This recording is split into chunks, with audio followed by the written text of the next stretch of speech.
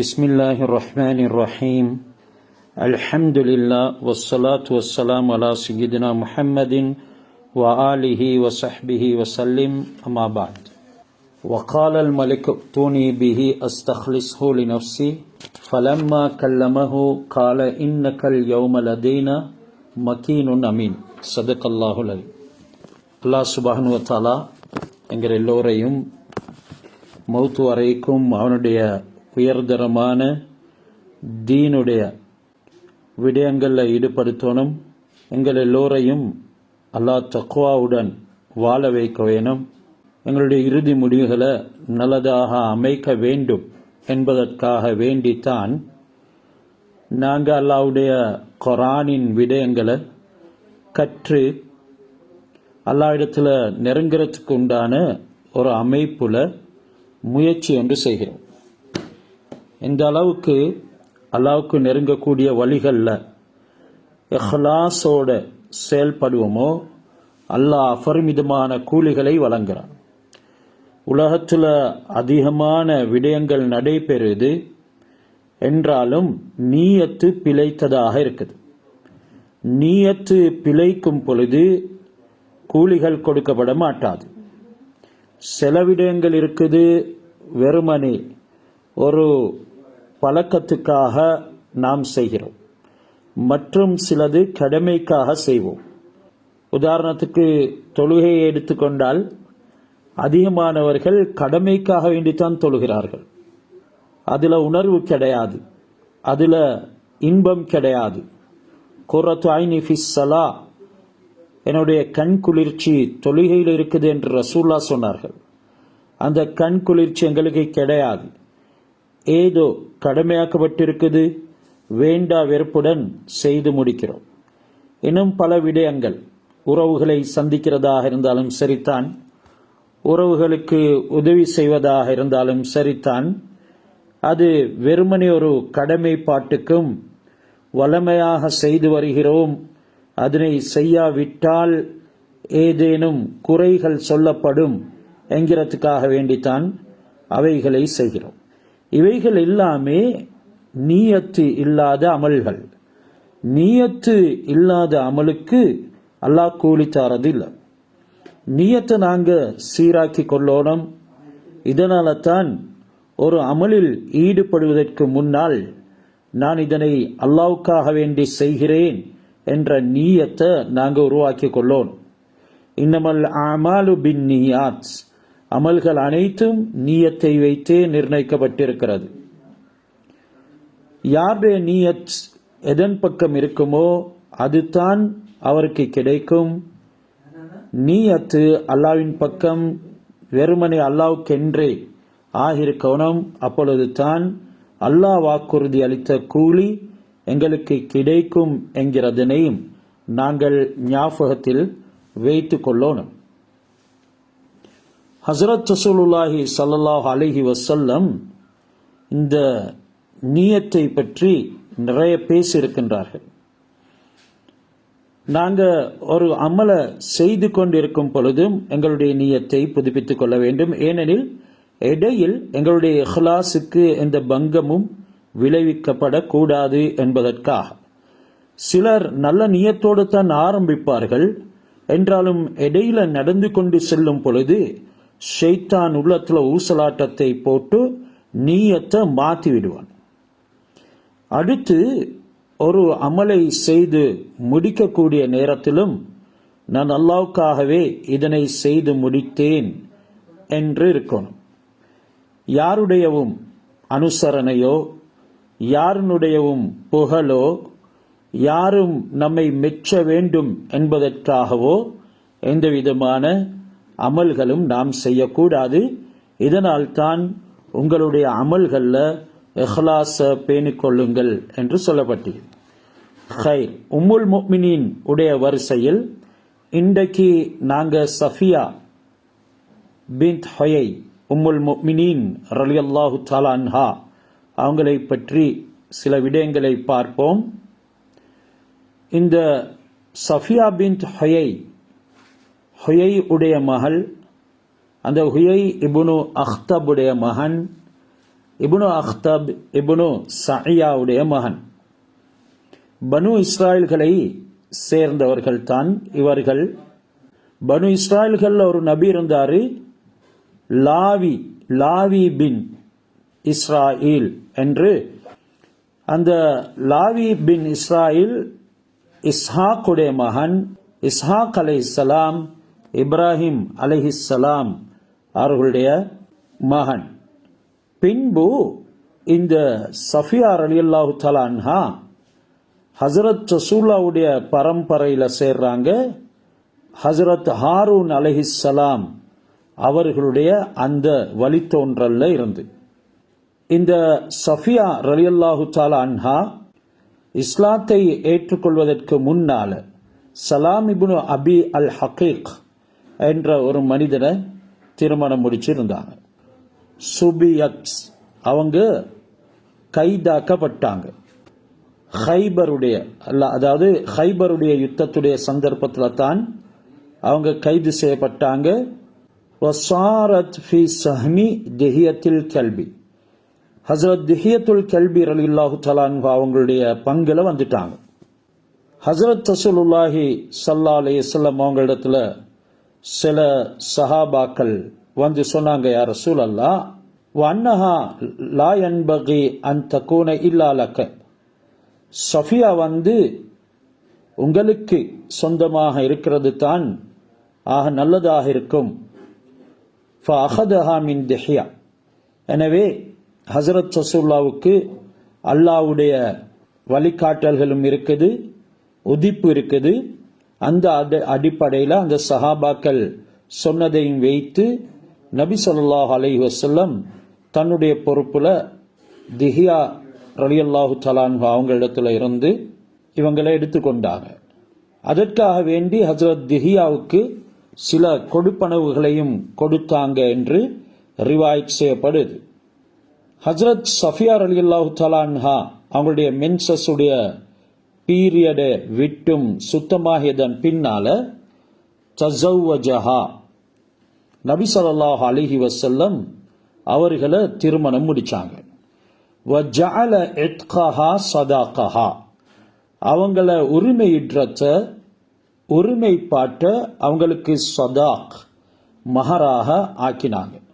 வஆத்துன் நிஸாஅ ஸதுகாத்திஹின்ன நிஹ்லா, நபி ஸல்லல்லாஹு அலைஹி அல்லாஹ் சுப்ஹானஹு வ தஆலா குர்ஆன்ல சொல்லி இருக்கிறான், அவங்களுடைய மனைவிமார்களுக்கு சதாக்கை மஹருக்கு இன்னும் ஒரு பேர் தான் சதாக், அதனை ஒரு பரிசாக கொடுங்க என்ற அடிப்படையில் நபி ஸல்லல்லாஹு அலைஹி வஸல்லம் அவங்க சஃபியா ரலியல்லாஹு தஆலா அன்ஹா அவங்களுடைய இத்கை, அதாவது அந்த உரிமைப்பாட்டை அவங்களுக்கு மஹராக ஆக்கினாங்க. அப்படி செய்ய முடியும். ஒருவர் அடிமை பெண் வைத்திருக்கிறாள், அந்த அடிமை பெண்ணை உரிமையிட்டு திருமணம் முடித்துக் கொள்ளவும் முடியும். இன்னொரு மனிதனுடைய அடிமை பெண்ணாக இறந்தால் உரிமையிட்டு திருமணம் முடித்துக் கொள்ளவும் முடியும் என்ற விஷயங்கள் ஷரீஅத்தில் கூறப்பட்டிருக்குது. இந்த சஃபியா ரலியல்லாஹு தஆலா அன்ஹா நபி ஸல்லல்லாஹு அலைஹி வஸல்லம் அவங்களோட வாழ்ந்த காலத்தில் இங்க பல ஹதீஸ்களை ரிவாயத் செய்திருக்கிறாங்க. கிட்டத்தட்ட 10 ஹதீஸ்கள் அவங்களின் மூலமாக ரிவாயத் செய்யப்பட்டிருக்குது. அதில் ஒரு ஹதீஸ் புகாரியிலே பதிவாக்கப்பட்டிருக்குது.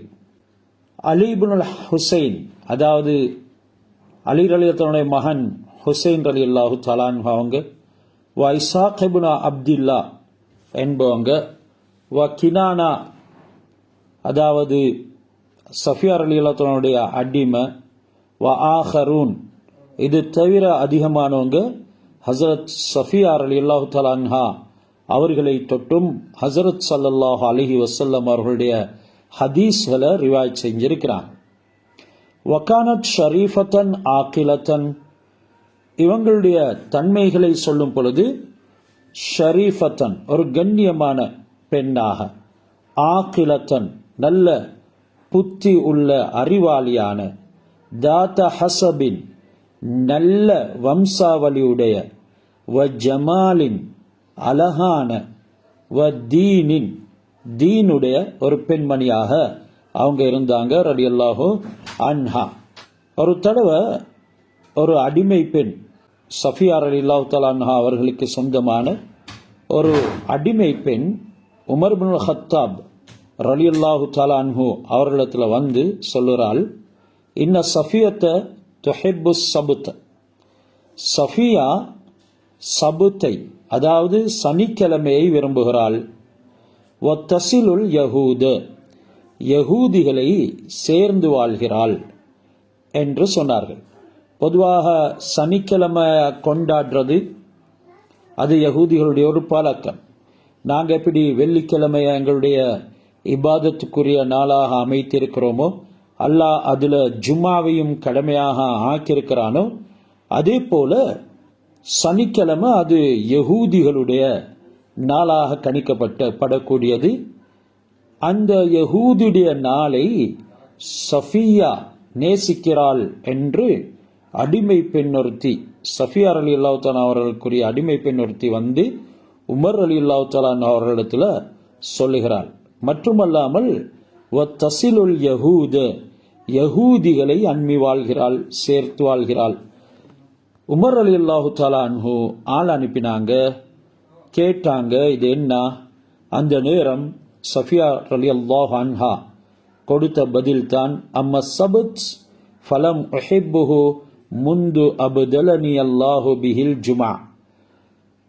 சபுத்தை பொறுத்தவரையில், சனிக்கிழமையை பொறுத்தவரையில் நான் அதனை நேசிக்க மாட்டேன். அல்லாஹ் சுப்ஹானஹு வ தஆலா அதுக்கு பதிலாக எங்களுக்கு ஜும்மாவை தந்திருக்கிறான் என்றாங்க. வாமல் யஹூத், யகூதிகளை பொறுத்தவரையில் ஃபைனலி ஃபீஹிம் ரஹ்மன், எனக்கும் அவர்களுக்கும் ஒரு உறவு முறை, இரத்த பந்தம் இருக்குது என்று சொன்னாங்க. ஃபானா சிலுஹா, இதனாலேயே நான் அவர்களை சேர்த்து நடக்கிறேன். காலத்தில் ஜாரியத்தி, தன்னுடைய அடிமை பெண் நிலத்தில் கேட்டாங்க, மா ஹமலக்க அலாமா சனஅத்தி, நீ இந்த செஞ்ச விடயம் எதற்காக வேண்டி செய்தாய், உன்னை அப்படி செய்வதற்கு எது தூண்டியது? ஷைத்தான் என்று அவள் பதில் அளித்தாள். காலத், ஹஸரத் ஷஃபியா சொன்னாங்க, ஃபத்ஹபி ஃபஅன்தி ஹுர்ரத்துன், நீ போயிடு, உன்னை நான் உரிமையிட்டேன் என்றார்.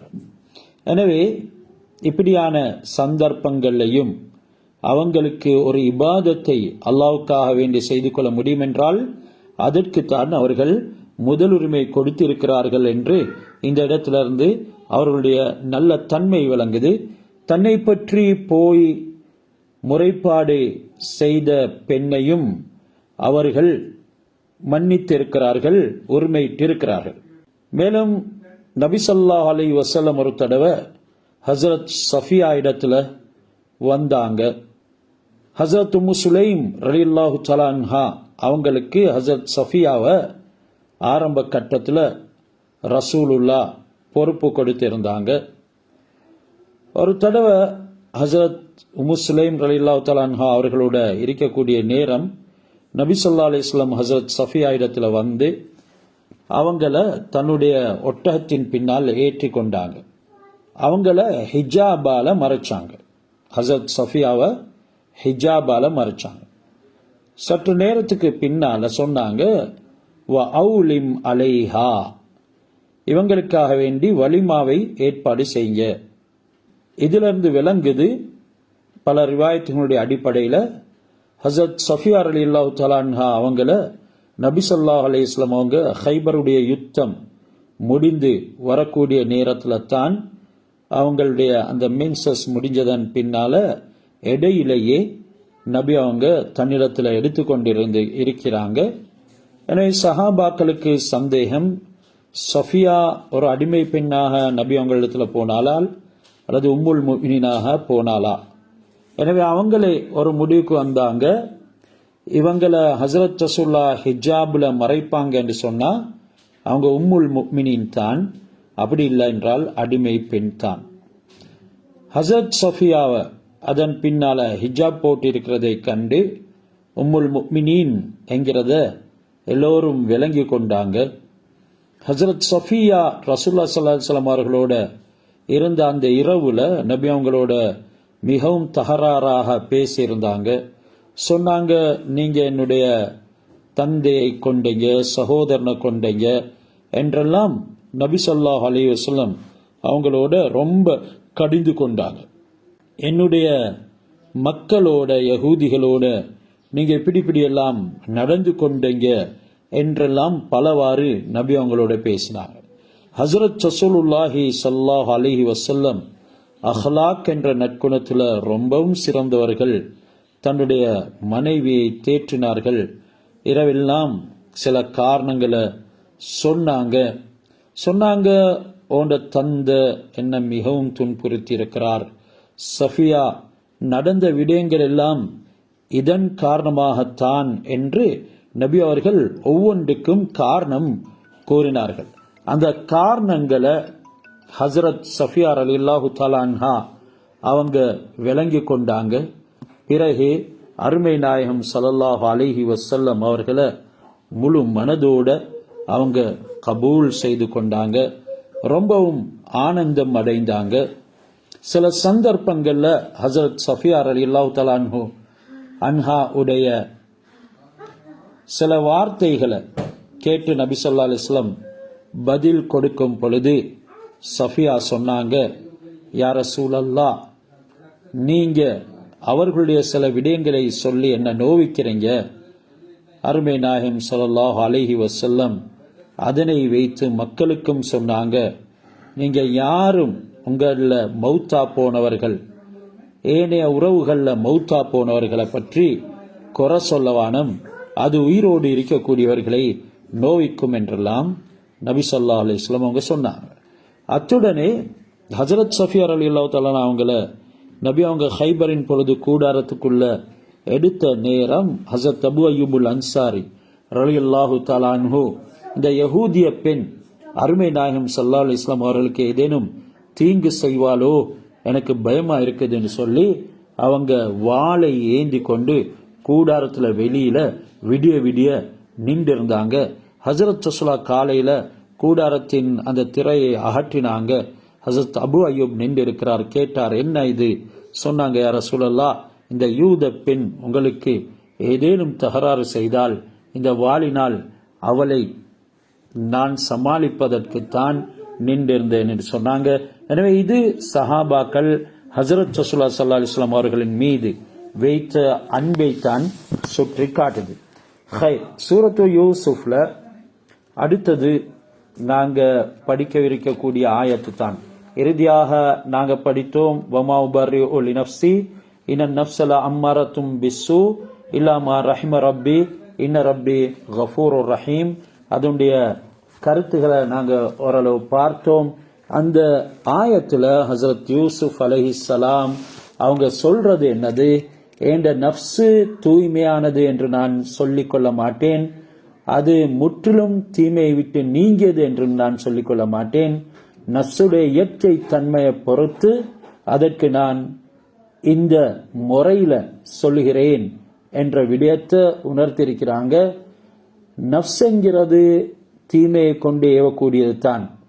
ஆனாலும் அல்லாஹ் சுப்ஹானஹு வ தஆலா எந்த நஃப்ஸுக்கு கிருபை செய்தானோ அதனை காப்பாற்றுகிறான் என்கிறது இதிலிருந்து விளங்குது.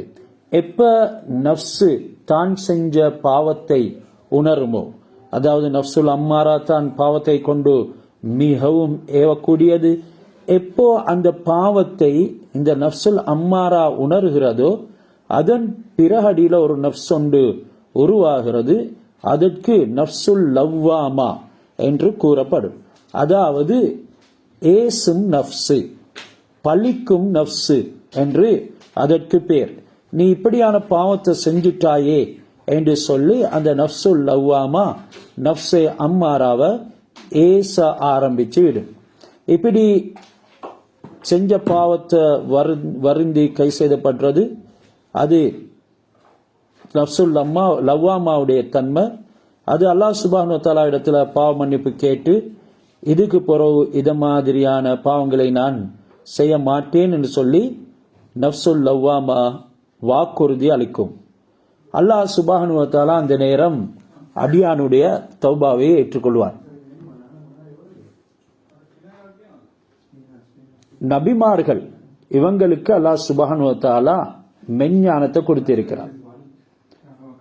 இவங்களுடைய நஃப்சுல் முத்துமைன்னாவுல இருந்து தான் ஆரம்பமாகும்.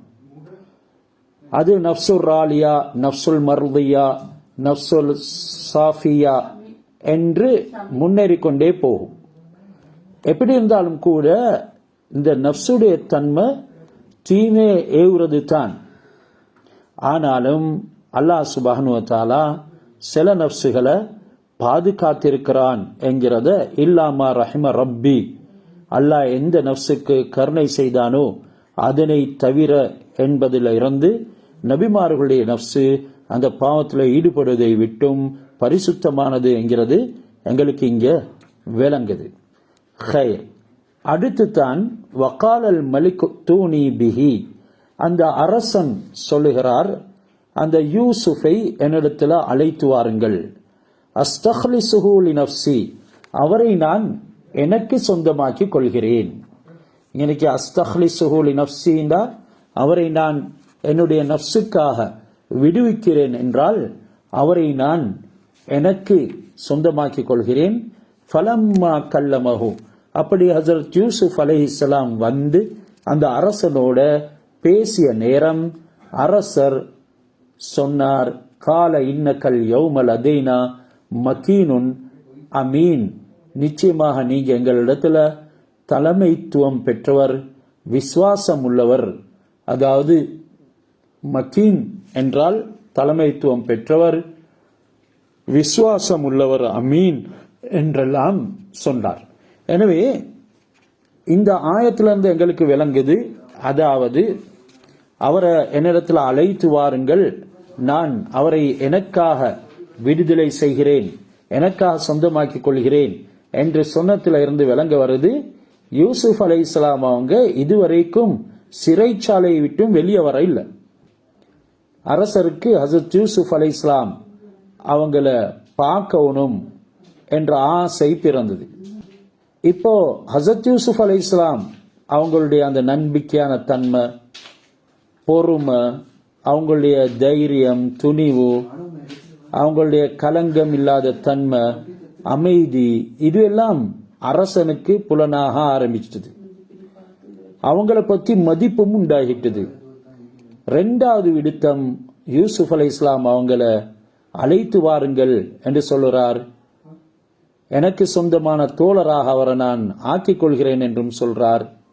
அரசருடைய ரெண்டாவது அழைப்பின் பேர்ல யூசுப் அலைஹிஸ்ஸலாம் அவங்க வாராங்க, அரசருக்கு முன்னால பேசுறாங்க. அரசரிடத்துல அவருடைய மதிப்பு இன்னும் உயர்ந்து கொண்டே போகுது. அரசர் நேரடியாக அவங்கள பார்த்து, இன்றைய தினம் நீங்க மிக அதிக அந்தஸ்துள்ளவராகவும் நாணயம் நம்பிக்கை உள்ளவராகவும் விசுவாசம் உள்ளவராகவும் இருக்கிறீர்கள் என்று சொல்லி ஹஜ்ரத் யூசுப் அலைஹிஸ்ஸலாம் அவர்களுடைய பதவியை உயர்த்துகிறார். ஏற்கனவே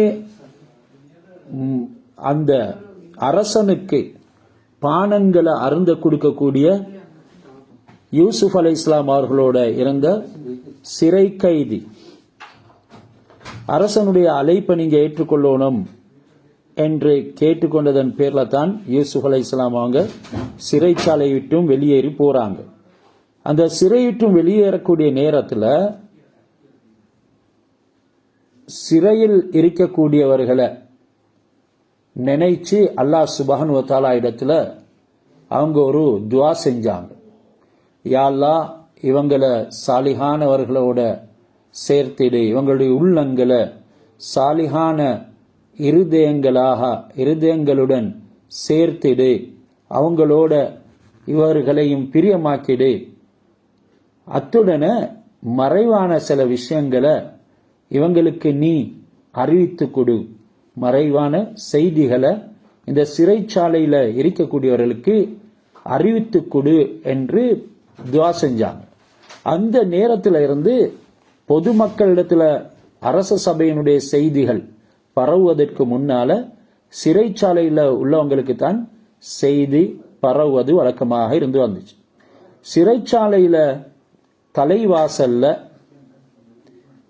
இது கஷ்டங்கள் இறங்கக்கூடிய இடம், உயிரோடு இருக்கிறவர்களுடைய கபரு, பகைவர்கள் மகிழ்ச்சி அடையும் இடம், உண்மையாளர்களுடைய பயிற்சி களம் என்று யூசுப் அலைஹிஸ்ஸலாம் அவங்க எழுதினாங்க என்றும் ரிவாயத்கள் வந்திருக்குது.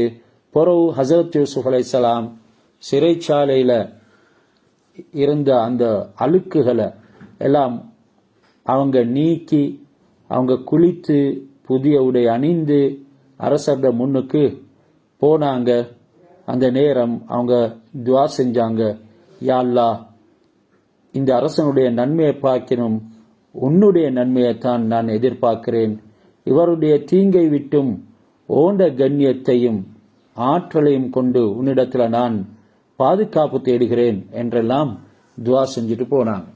அரசருக்கு சலாம் சொல்லி ஹீப்ரு மொழியில பேசினாங்க. அந்த ஹீப்ரு மொழி அரசருக்கு தெரியாது. இதனால இது என்ன மொழி என்று கேட்டார். ஹஜரத் யூசுப் அலைஹிஸ்ஸலாம் அவங்க இது எங்களுடைய தந்தையான இப்ராஹிம், இஸ்ஹாக், யாக்கூப் அலைஹிஸ்ஸலாம் அவங்க பேசிய மொழி என்று சொல்லிட்டு பிறகு அரபு மொழியில பேசினாங்க. இந்த மொழியும் அரசருக்கு தெரியாது. கேட்டார், இது என்ன பாஷை?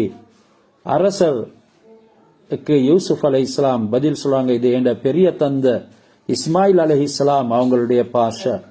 ஹஜரத் யூசுப் அலைஹிஸ்ஸலாம் அவங்க 72 பாஷைகளை பேசக்கூடியவங்களாக இருந்தாங்க. ஹசரத் அதாவது இந்த அரசர் 70 மொழிகளை பேசக்கூடியவனாக இருந்தார். அந்த ஹீப்ரோவையும் அரபியையும் தவிர மற்ற 70 மொழிகள் ஹசரத் யூசுப் அலைஹிஸ்ஸலாம் அவங்க அதாவது அரசருக்கு தெரிந்திருந்தது. யூசுப் அலைஹிஸ்ஸலாம் அவங்களுக்கு 72 மொழி, அரபு ஹீப்ரோவையும் சேர்த்து அந்த 2 மொழியை தவிர மற்ற 70 மொழிகளையும் அந்த அரசர் அறிந்திருந்தார். அந்த எல்லா மொழிகளுடனும் அரசரோட யூசுப் அலைஹிஸ்ஸலாம் அவங்க பேசினாங்க. இதை பார்த்து அரசர் மிகவும் ஆச்சரியம் அடைந்தார். அந்த காலத்தில் ஹசரத் யூசுப் அலைஹிஸ்ஸலாம் அவங்களுக்கு வயது 30. இந்த இளம் வயசுல இத்தனை மொழிகளை இவர் கற்றிருக்கிறார் என்று சொல்லி அரசர் ஆச்சரியம் அடைந்தாரு. இவைகளெல்லாம் பார்க்கும் பொழுது கஷ்ஃப் என்ற ஒரு ஞானம், அதனுடைய வெளிப்பாடு உள்ளவங்களுக்கு திரைமறைவு ஹிஜாப் என்ற அஞ்ஞானம் உள்ளவர்களுக்கும் இடையில வித்தியாசம் இருக்குது. அதாவது கஷ்ஃப் என்ற ஞான வெளிப்பாடு உள்ளவர்களுக்கும் ஹிஜாப் என்ற அஞ்ஞான திரை போடப்பட்டவர்களுக்கு மத்தியில வித்தியாசம். இந்த கஷ்ஃபுடையவர்கள் ஷரியத்தாக இருந்தாலும் சரி, தரீகத்தாக இருந்தாலும் சரி, மாரிஃபாவாக இருந்தாலும் சரி, ஹக்கீகத்தாக இருந்தாலும் சரி, எல்லா அந்தஸ்தை குறித்தும் பேசுவாங்க. எல்லா அந்தஸ்துடைய விஷயத்திலையும் பேசுவாங்க. அதாவது அஹ்லுல் கஷ்ஃபுடைய ஞானம் உள்ளவர்கள் ஷரியத் என்ற மார்க்கத்தை பேசுவாங்க. அதே மாதிரி அந்த மார்க்கத்துல சீரான முறையில நடக்கக்கூடிய தரீகத்தை பத்தி பேசுவாங்க. அத்துடனே அந்த ஷரியத்திலையும் தரீகத்திலையும் நடக்கும் பொழுதுதான் மாரிஃபத் என்ற ஞானம், சரியான முறையில் அல்லாஹ் அறியக்கூடிய ஞானம் பிறக்கும். அதனையும் அறிவாங்க. பிறகு ஹக்கீகத் என்ற உண்மையான வழியில அவங்க உறுதி பெறுவாங்க. இது அல்லாஹ் சுப்ஹானஹு வ தஆலா சில அடியார்களுக்கு கொடுப்பான். நபிமார்களுக்கு இது இருந்தது, அவுலியாக்களுக்கு இது இருந்தது. ஆனாலும் புறஞானம் உள்ளவர்கள் அவங்க ஷரியத்தை தவிர வேற விஷயங்களை பேசவும் முடியாது, அதற்குண்டான அறிவும் அவங்களுக்கு இருக்க மாட்டாது என்கிறத இந்த பாஷைகளுடைய விடயமும் அல்லாஹ் சுப்ஹானஹு வ தஆலா சிறு வயதிலே அவர்களுக்கு இவ்வளவு விடயங்களை கற்றுக் கொடுத்தான் என்றதை வைத்து எங்களுக்கு விளங்க முடியும். கஷ்ஃபுடைய ஞானம் எனும் பொழுது சில இமாம்மார்கள் இருந்தார்கள்.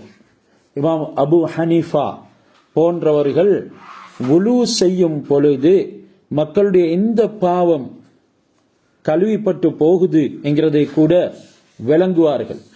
இது இன்ன பாவம் என்றெல்லாம் அவங்க சொல்லுவாங்க. ஏனெனில் அதனுடைய உருவங்களை அல்லாஹ் சுப்ஹானஹு வ தஆலா அந்த கஷ்ஃபுடைய சில மறைவான விஷயங்களை வெளியாக்கும் ஞானம் கொடுக்கப்பட்டவர்களுக்கு வழங்கியிருந்தான். இதனை தன்னை விட்டும் நீங்கோனும், மக்களின் மீது கெட்டெண்ணம் பிறக்காமல் இருக்க வேண்டும் என்பதற்காக இமாம் அபு ஹனீஃபா ரஹ்மத்துல்லாஹி அலைஹி அல்லாஹ் சுப்ஹானஹு வ தஆலா இடத்துல, யா அல்லாஹ் இதனை நீ எனக்கு மறைத்து விடுவாயாக என்று துஆ கேட்டாங்க.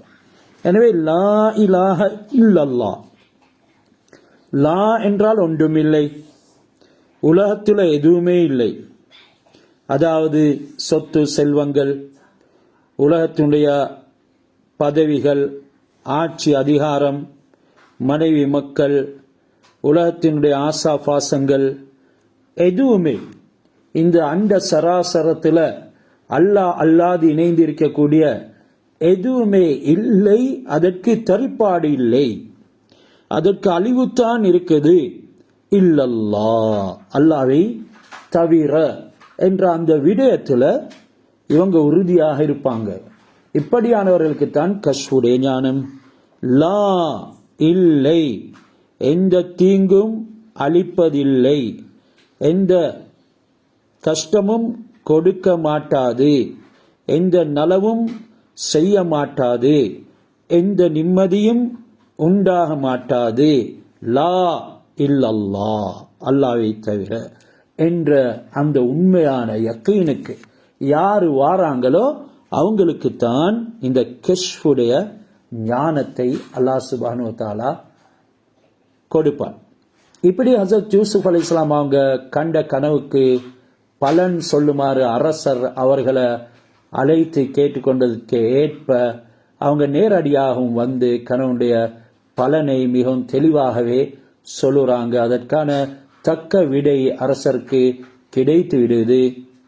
இந்த நேரம் அரசர் ஹஸரத் யூசுப் அலைஹிஸ்ஸலாம் அவர்களை தன்னுடைய ஒரு நம்பிக்கையாளராக, தனக்கே சொந்தமானவராக அவர்களிடம் வைத்துக் கொள்கிறார். அதன் பின்னால யூசுப் அலைஹிஸ்ஸலாம் அவர்களுக்கு அல்லாஹ் இந்த பூமியினுடைய அனைத்து விடயங்களையும் கொடுக்கிறான்.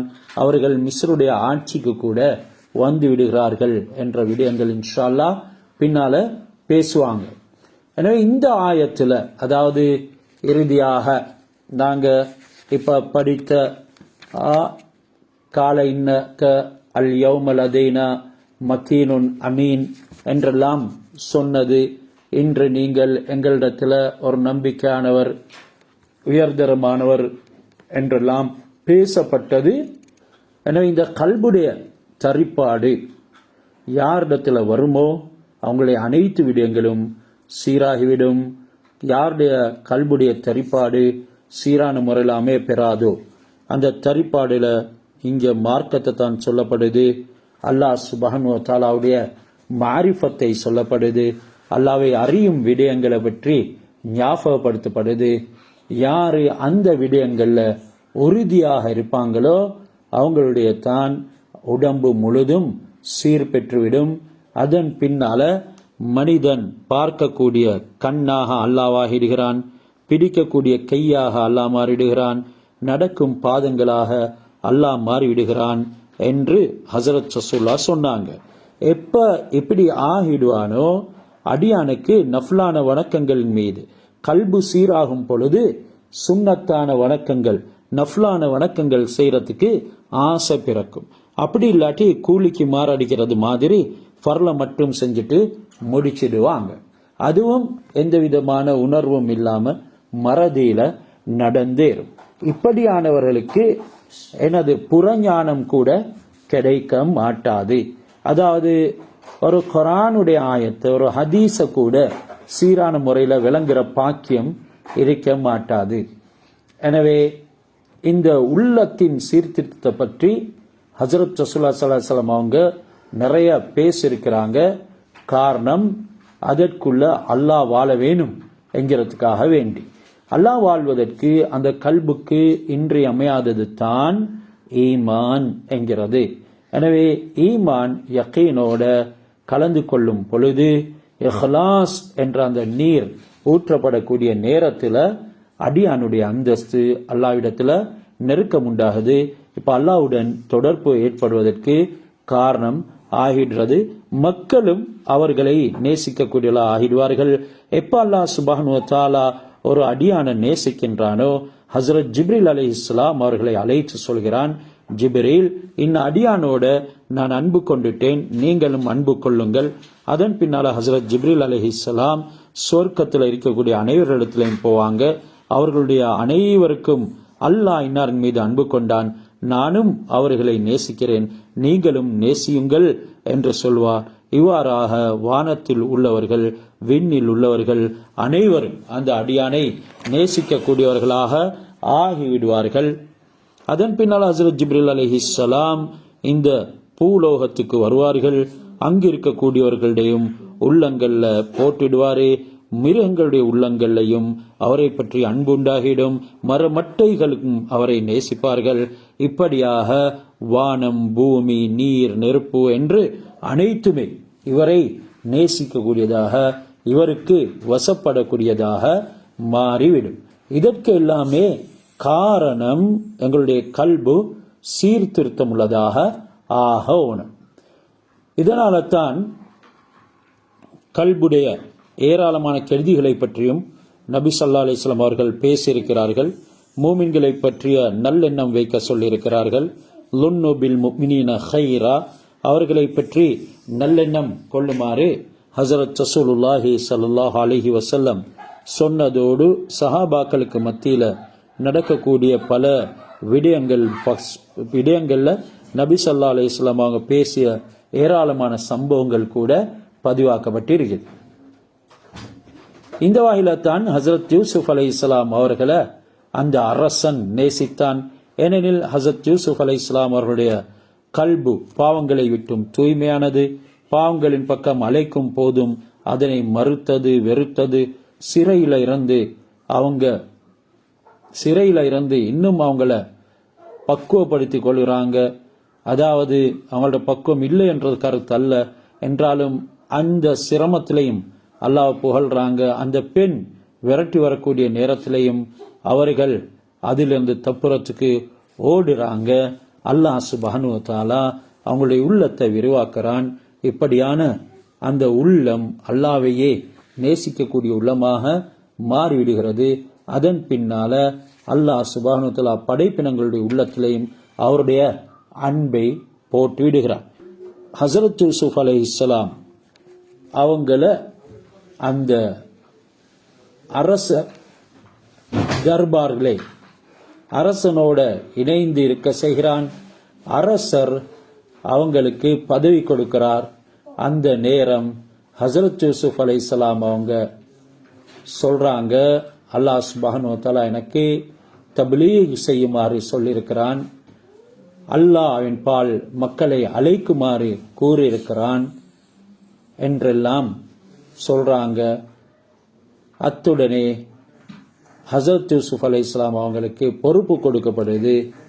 யூசுப் அலைஹிஸ்ஸலாம் கால ஜஅல்னி அலா ஹஸாயினில் அர்தி இன்னி ஹஃபீதுன் அலீம், பூமியில் உள்ள பொக்கிஷங்களுக்கு என்ன நீங்க அதிகாரியாக நியமிங்க, நான் மிகவும் பாதுகாப்பவன். அதாவது இன்னி ஹஃபீல் அலீம், நல்ல அறிந்தவன் என்றெல்லாம் சொல்றாங்க. இப்படி கனவுக்கு பொருள் சொன்ன நேரம், அதாவது ஹஸரத் யூசுப் அலைஹிஸ்ஸலாம் அரசர் கண்ட கனவுக்கு பொருள்கள் எல்லாம் சொன்னதன் பின்னால ஹஸரத் யூசுப் அலைஹிஸ்ஸலாம் அவங்க இவைகளை தீங்குகளை, அந்த கனவினூடாக ஏற்படக்கூடிய தீங்குகளை எப்படி நீக்க வேணும், அதற்குண்டான அமைப்புல எனக்கு அறிவு இருக்குது. அதனால பூமியில இருக்கக்கூடிய ஹசானாக்களுக்கு அந்த பொருள்களுக்கு என்ன ட்ரெஷரராக ஆக்குங்க என்று சொல்லுறாங்க. அந்த அடிப்படையில தான் அல்லாஹ் சுப்ஹானஹு வ தஆலா ஹஸரத் யூசுப் அலைஹிஸ்ஸலாம் அவர்களை அந்த பொறுப்புக்கு தேர்ந்தெடுக்கின்றான். அரசரும் அந்த பொறுப்பை கொடுக்கிறாங்க. அரசருக்கு சொந்தமான நிலங்கள்ல ஏராளமான விவசாயங்கள் இருந்தது. மனிதர்கள் விவசாயத்தை செய்வதற்கு தூண்டப்பட வேண்டும் என்ற அறிவுரைகளை எல்லாம் அரசரிடத்துல யூசுப் அலைஹிஸ்ஸலாம் சொல்றாங்க. பயிர் செய்யக்கூடியதுல சில பகுதிய கதிரோட சேர்த்து வைக்கணும். இப்படி செஞ்சா உங்களுக்கு இந்த ஈஜிப்ட்ல பஞ்ச காலத்துல அது போதுமானதாக ஆகிடும். அக்கம் பக்கங்கள் வந்து மனிதர்கள் அவங்களிடத்துல தங்கம் வெள்ளி நாணயங்களை கொண்டு வந்து உங்களிடத்துல தருவாங்க. இதனால உங்களுக்கு ஏராளமான செல்வங்கள் சேரும் என்றெல்லாம் சொல்லியிருக்கிறான். எனவே இப்படியாக அறிவுரைகளையும் பகர்றாங்க. அடுத்து தஃசீர்களை வரக்கூடிய வாரங்கள்ல இன்ஷா அல்லாஹ் பார்ப்போம். அஸ்ஸலாமு அலைக்கும் வரஹ்மத்துல்லாஹி வபரகாத்துஹு.